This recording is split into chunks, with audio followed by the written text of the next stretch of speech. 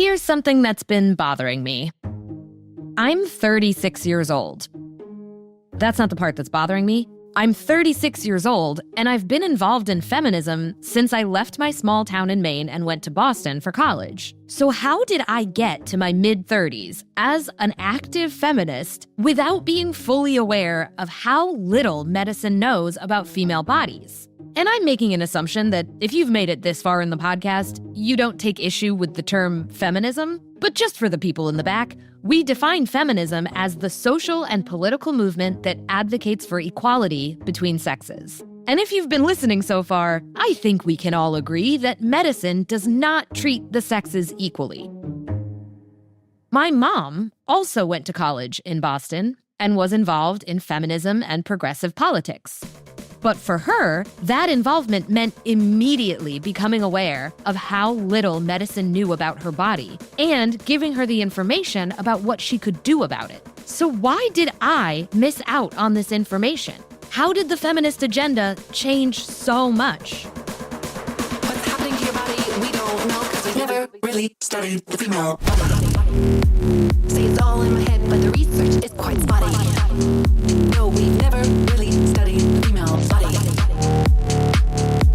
I go to the doctor to get dismissed. Try losing weight, you're just anxious. That's fine, that's cool, I'm not pissed. Just wait 10 years for a diagnosis. Psychosomatic, you're so dramatic. Hysterical, emotional, hormonal, erratic. Heart disease, chronic fatigue, depression and anxiety. Do you have pain? No, you don't, because we've never really studied the female body.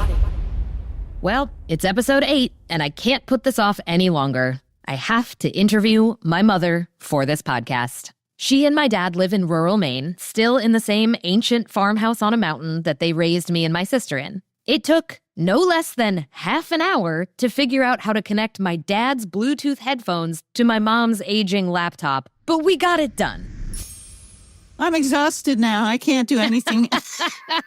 I don't know how you do this, Kate. It's very hard, and I don't get paid very much.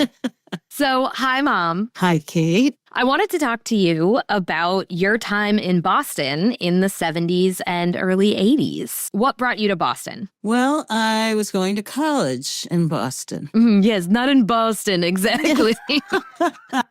Yes, I was going to Harvard. I know you know that. That brought me there. And so you're interested particularly in the whole kind of women's health community thing, right? Yes, Mom, but traditionally you let the interviewer bring that up. Oh, okay. So you get to Boston. How do you get involved in feminism and the Women's Health Collective? Well, I should back up a little bit because I got involved in feminism before I went off to college. And I read this book that totally blew my mind and changed everything. That book was Beyond God the Father by Mary Daly. And this book basically introduced me to the concept of the patriarchy. It was like I had no clue. So you don't come from a family that is necessarily steeped in this, right? No, I don't. Your grandfather was very much a conservative, and feminism was kind of bursting onto the scene at that point, which was the early 70s. But I read this book, and you know, when you read a book and it just kind of blows the top of your head off? Yeah, I do. Like I thought, okay, this helps explain a lot. This helps explain why I feel so uncomfortable in this sort of traditional female expectations for being a girl and dressing femmy and all of that. I never liked all that. I was kind of primed when I got to Boston the next year. There was so much going on then. That was the fall of 73. Mm-hmm. There was such a thing as the women's community. There was so much activism going on. When you say activism, what did that look like? Women were setting up health clinics that were woman-centered, rape crisis centers. There was all kinds of work going on around abortion rights and reproductive rights. I pretty much quickly joined this Boston-based group called the R2N2, which was Reproductive Rights National Network. And I was involved in organizing marches and rallies around reproductive rights. Roe v. Wade had just happened. Oh, wow. Yeah. But women on Medicaid could not get abortions if they were relying on Medicaid. So that was one thing we were working on. What was your relationship to doctors and the medical industry up until this point? I don't really remember thinking about it very much, actually. And I had that luxury because I was pretty healthy. But I remember being frustrated. I didn't feel like I really knew that much about my body and how, especially my, hormonal system worked. At that point, there were all of these little collectives springing up all over the place. Collectives, nonprofits, dealing with women's health. It was to encourage women to understand more about their own bodies, not to just be relying on male doctors and this medical system that really was based on doctors hoarding the knowledge and just telling you what to do. The idea was, let's all figure out what's going on for ourselves and be able to make choices about our care.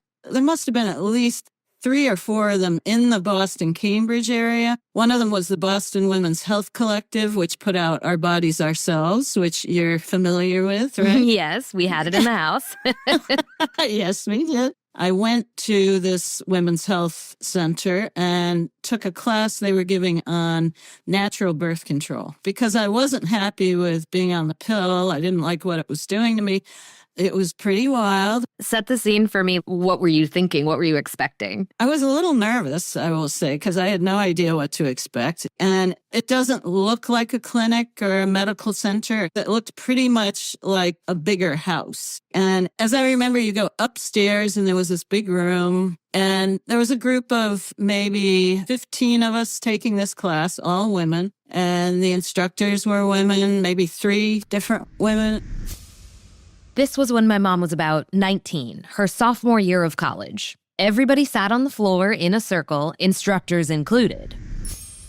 We talked for a while, and then they got up and brought in this box, and they handed out speculums to all of us. Oh, God.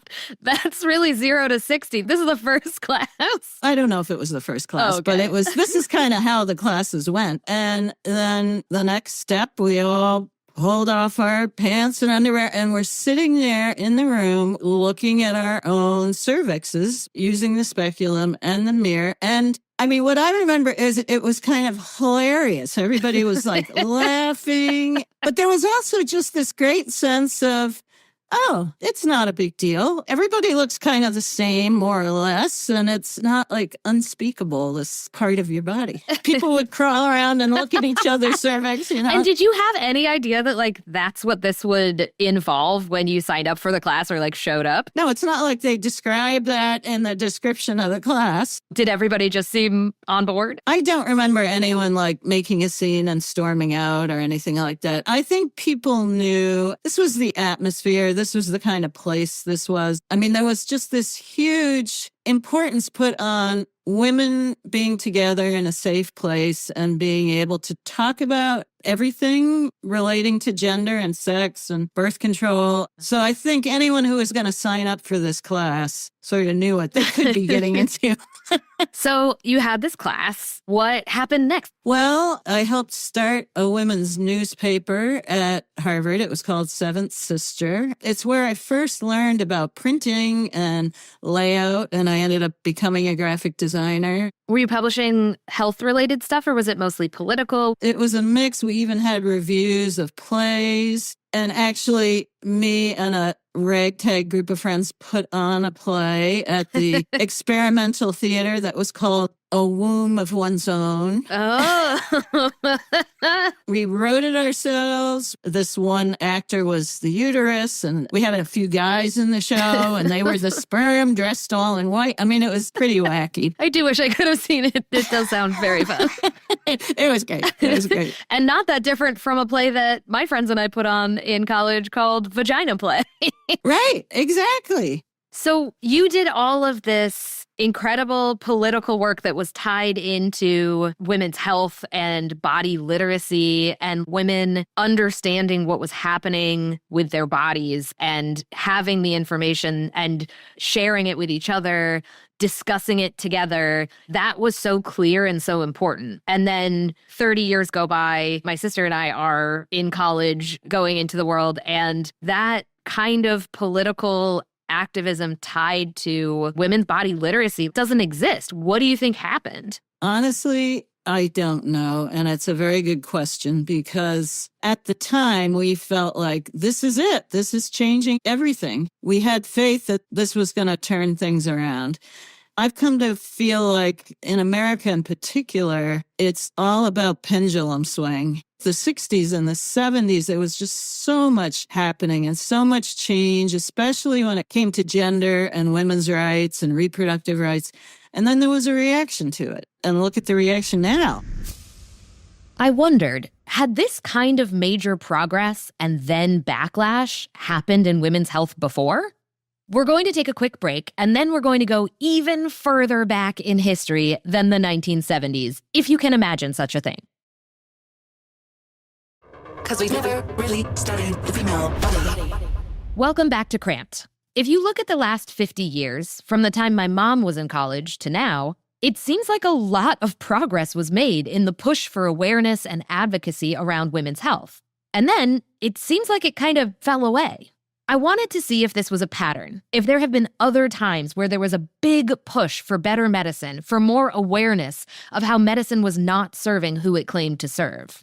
I consulted a book that was actually first published back when my mom was still living in Boston, a book called For Her Own Good, originally published in 1978, authored by Barbara Ehrenreich and Deirdre English, who were also active in the Boston women's health movement. I have an edition that was updated and republished in 2005, and here's what I learned.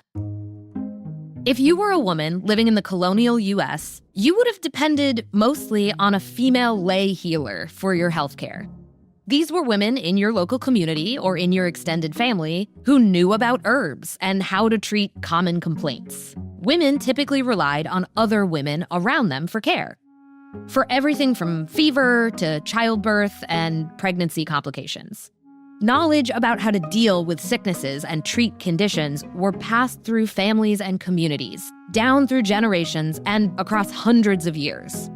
Into the early 1800s, healing and herbal knowledge from Native American practices, Old World European knowledge, and African traditions brought over by enslaved women were all used.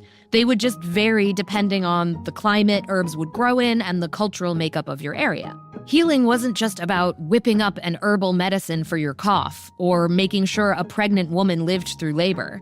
The person helping you give birth would be your neighbor, who knew you, knew your husband, knew your kids, knew your situation and the particular challenges you faced.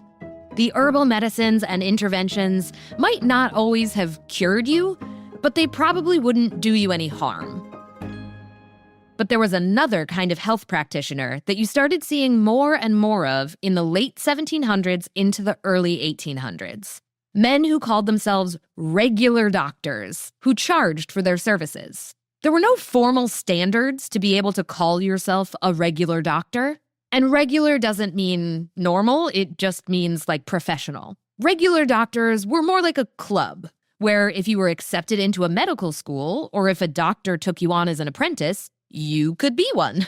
So that meant no women could be in this club. It was almost entirely upper-class, quote-unquote, gentlemen. And their education wasn't exactly scientific. Medical training was mostly about arguing how to categorize diseases and reading ancient Greek medical texts. You know, the famously accurate Greek texts where they conclude that anything wrong with a woman means her uterus is wandering around inside of her body. In fact, this kind of medicine was often more about proving that the doctor could have a bigger effect on the patient's body than the disease, which meant they would do things like bloodletting until the patient passed out, or making the patient get blisters by applying a mustard poultice. Things that would make a paying patient feel like the doctor had done something, even if it didn't actually heal them. Ultimately, you'd have been way better off going to a female lay healer for help with whatever was wrong with you. And these regular doctors were pretty annoyed that a lot of their potential paying patients would just go see a female lay healer in their community rather than call in a doctor and pay him to make them sicker. So in their clubs, they started to dream of a world where it would be illegal for anyone outside of their club to heal others. And they were getting what they wanted. Between 1800 and 1820, 17 states passed licensing laws that gave medical societies the power to grant licenses. In 10 states, unlicensed medical practitioners, like female lay healers, could be fined or thrown in prison. But this backfired in a major way. Working-class people who for generations at this point had believed in the ideals of self-reliance and independence. They did not like the idea of legally having to pay someone to give them ineffective medical care. Women knew from experience that these doctors didn't have a clue how to help them, and a movement started forming. Women met to exchange home remedies and medical knowledge. They formed more organized ladies' physiological societies where they learned about female anatomy, which sounds a lot like the class that my mom went to. But this wasn't just a women's movement. In 1822, a farmer from New Hampshire named Samuel Thomason published a book called The New Guide to Health, in which he basically just wrote down all the stuff he had learned from a female lay healer and midwife named Mrs. Benton. He published it instead of setting up his own medical practice because he thought every person had the right to be able to heal themselves. This book was hugely popular, and I really hope he cut Mrs. Benton in on the profits if she was still alive. There were these friendly botanical societies that popped up all over the country where people could meet to share health information and learn more about herbal medicine. This movement became known as the Popular Health Movement. And along with other health groups at the time, they fought against the medical licensing laws. And they won. Every state that had enacted a licensing law either softened it or replaced it during this time. This push to put medical information into the hands of every person was successful, to a point. It fragmented over the years, as popular movements usually do. Regular medicine eventually adopted enough of the practices of evidence-based healing to become more attractive to people. And industrialization meant less people were living in tight-knit small communities that had female lay healers. Eventually, medical licensing did become the norm, but the popular health movement was part of what made medicine improve enough for that to be acceptable.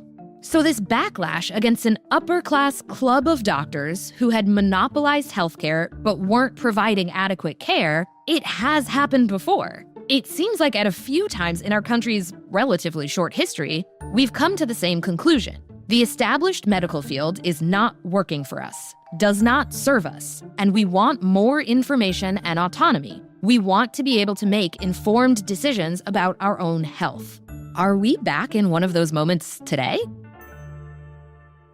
To understand more about where we are today and why we seem generally less aware of medicine's shortcomings when it comes to female bodies, I talked to someone who has been there for it all.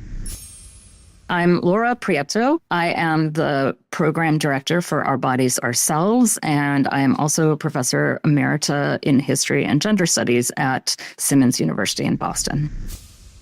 If you'll recall from my mom earlier, Our Bodies Ourselves was a book we had in our house, and they were also an organization that taught body literacy classes to women in Boston in the early 70s.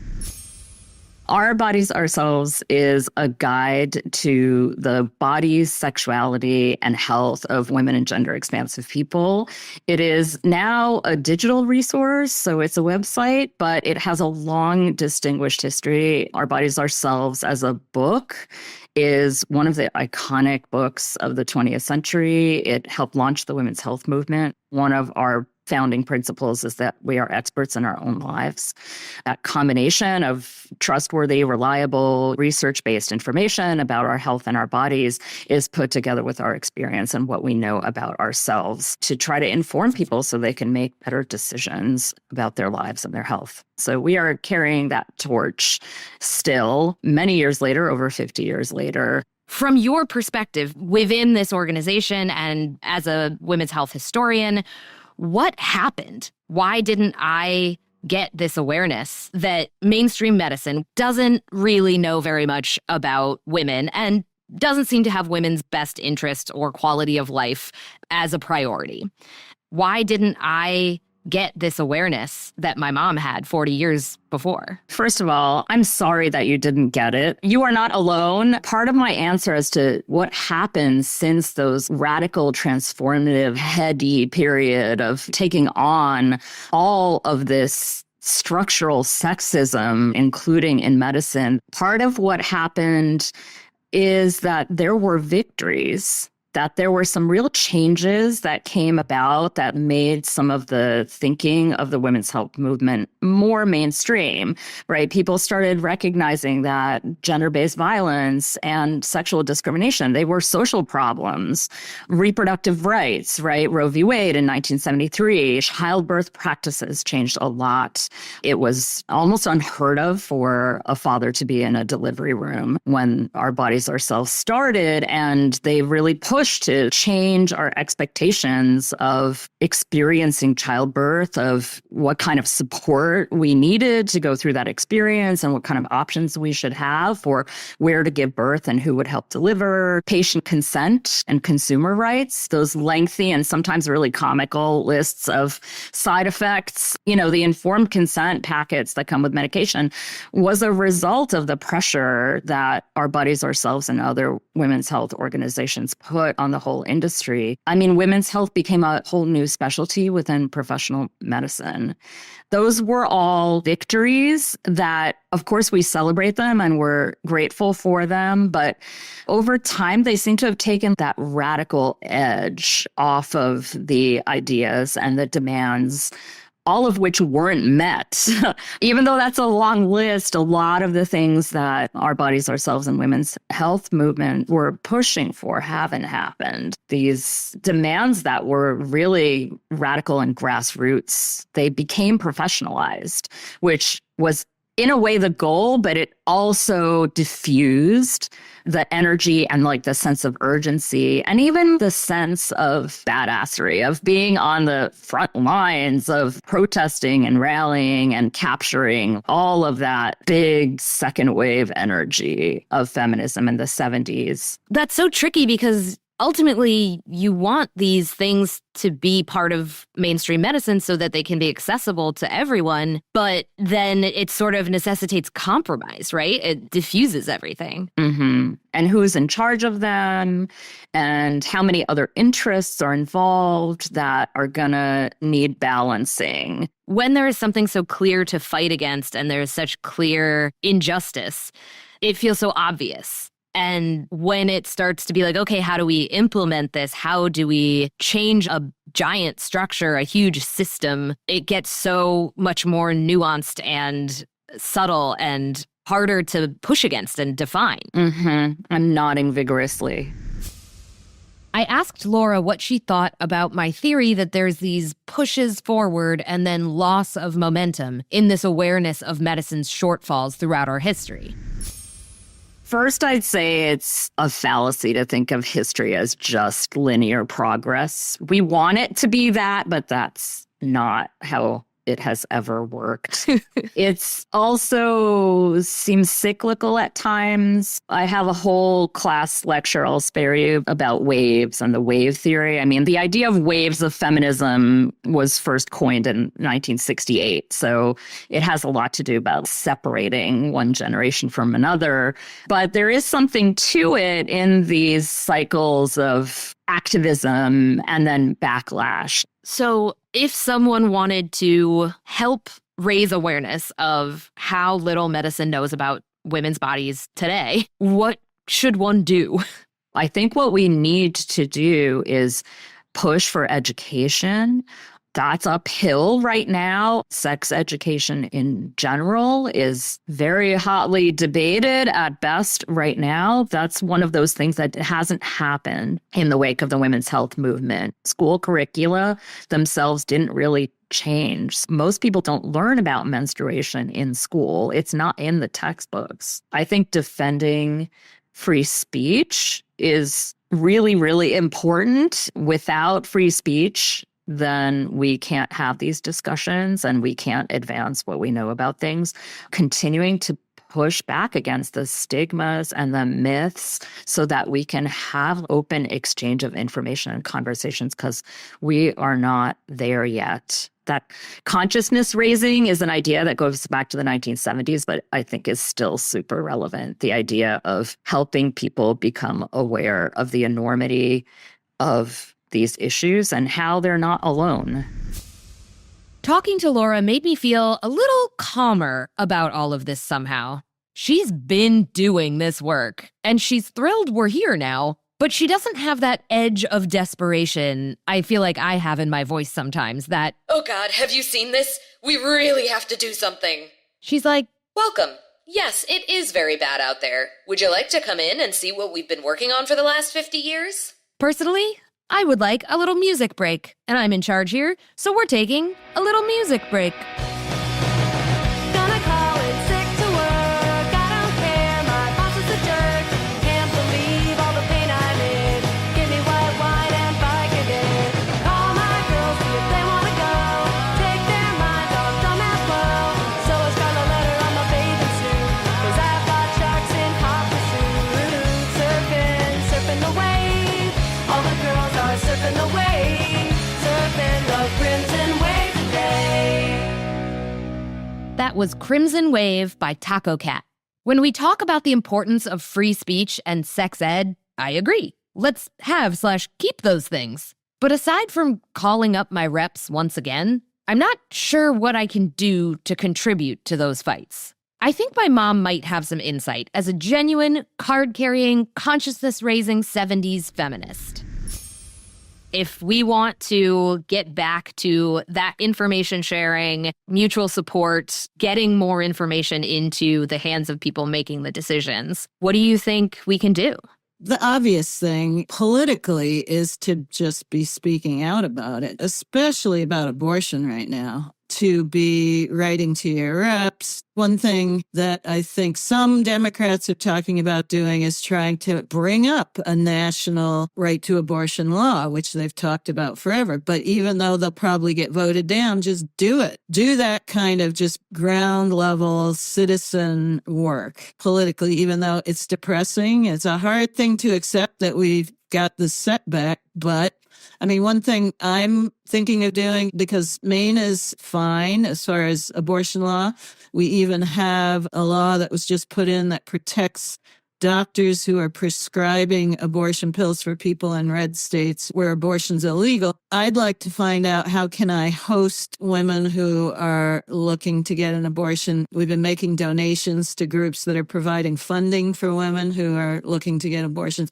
So there are those kinds of things that you can do, especially to help other women who are in desperate situations. On just that basic level of body awareness, I mean, I just think talking to each other more, just more talking to your friends, maybe forming a small group where you can get together and go back to those days of sharing a lot of information. I mean, my basic feeling is you do not put this genie back in the bottle. It's not happening. Right. I think for so many of us older women, there is just this kind of sadness about, wow, are we really back here again? Does it feel at all annoying that I'm doing a thing that is basically trying to do the same thing that groups you were involved in were doing 50 years ago? Is that annoying to you? No, it's not annoying. I mean, eye rolling's a little strong, but you know, when you'll say like, oh my God, there's just no information out there on women's health. It's like, oh my God. Yeah. What it made me think of is, it doesn't matter what your parents believe, how enlightened or unenlightened they might be. They're still your parents. And so you're still not totally going to listen to them. Well, yeah, it seems like something that you really have to come at from your own perspective. Yes, absolutely. After learning so much about my mom's experience in the 70s and the kind of awareness that she had about the medical system and our vulnerability within it, I was really curious what my early experiences with death cramps were like for her. So when I was 14 and had my first death cramps episode at school and had to get taken home from that and was throwing up and passed out, and that was really scary for all of us. Oh. And you took me, I think this was my first gynecological appointment. The way I remember it is we went to this person who, to me, she is the doctor because she had an office and I sat on a table with paper on it and she looked at my vagina and that's a doctor. Certified nurse midwife. That's what she was. Okay, yes. What was it like from your perspective, getting the call from the school nurse and then going to pick me up, seeing me in that much pain? Oh, my God, Kate, I'm going to start crying here. It was horrible. That's okay. It was absolutely horrible. I mean, it's always horrible for a parent when your child, whatever age they are, is going through a lot of pain. It was horrible. I tried everything I could think of. I gave you the hot pads, the ibuprofen, all of that stuff. Taking you to Joyce, I felt like that was what I knew to do. Like, let's see what she says. I trusted her to give us some insight into what was going on. Joyce is the name of that certified nurse midwife. She was my mom's midwife when she gave birth to my sister, and my whole family was on a first-name basis with her. Unfortunately, she is also the one who told me that some women just have painful periods and that it would all go away when I had my first baby. People contain multitudes. I also felt the way you did when she said that. I felt like that is not helpful. Like, she's in too much pain for you to be just saying, oh, okay, you just got to wait.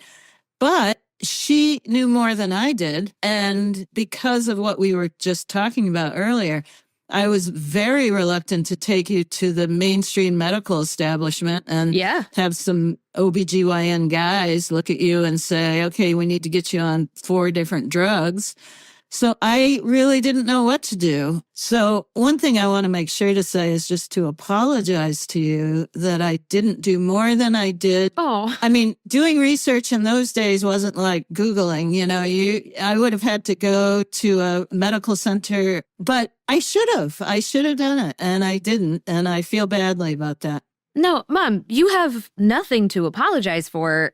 At every step of the way, you did your best. You took care of me and Maeve, and there's no part of me that blames you for any of this, that thinks this is your fault. I don't think I would have had a better outcome if you had made different choices. Yeah. I really don't. I think this is just kind of what happens. Yeah. It sucks, but it's not your fault that it sucks. So what do we know? We know that Western professional medicine, for as long as it has existed, has never really known much about female bodies, though it is happy to prescribe medicine and take drastic measures on female bodies. We know that there are pendulum swings throughout history. There are moments when people are very aware of mainstream medicine's shortcomings and push against it. And when that leads to some progress, eventually the movement that pushed for that progress slows down, fragments, or moves on to other pressing issues. Some laws get passed, mainstream medicine adopts some changes, and even though the core problem hasn't changed, it gets harder to muster up the support to push against it. So are we in one of those moments right now where we're about to push back? I don't know. Over the last 50 years, things have sped up a lot. Maybe each generation has their own pendulum swings. Maybe, instead of thinking about this as history repeating itself, or as doing the same thing over and over again without it working, maybe it's more like rocking a car out of a snowbank, to use a metaphor appropriate for rural Maine. You can't do it in one big push. You have to push, let the car roll back, then push and get a little further, then let the car roll back, and eventually, with enough people pushing together and enough momentum, we can get the car out of the snow. So, to belabor the metaphor, I hope you'll push with me. Next week, we get into period pain representation in media. If the biggest thing we can do to push things forward is share our experiences and information with as many people as possible, why don't we see period pain in movies or TV or even social media? I talk to experts to figure out why and how we can change it. Cramped is hosted and created by me, Kate Helen Downey. Kelsey DeLonzo is our editorial producer. Sound design and mixing is by Kelly Kramerick at Maven Post Media. Our associate producer is Caitlin Sabater. Cramped's incredible theme song is written and performed by Faraday. Our podcast art was created by Nicholas Shepard. This podcast is supported by the Simons Foundation's Science, Society, and Culture Initiative. Fiscal sponsorship for Cramped is provided by the Arkansas Podcast Collaborative. Special thanks to Mia Lobel, Yvette Modenow, and Matthew Starr. If you want to join a community of real people talking about their period pain and sharing information, email crampedpodcast@gmail.com to get a link to our Discord. And if you, like me, were intimidated by Discord, don't be. It's basically Slack. If this podcast has been useful or helpful to you, please give us a 5-star rating on Apple Podcasts or Spotify and leave us a review. We are an independent podcast, and taking just a minute to rate and review, it genuinely helps other people find us who might need this information. What's happening to your body? We don't know because we've never really studied the female body.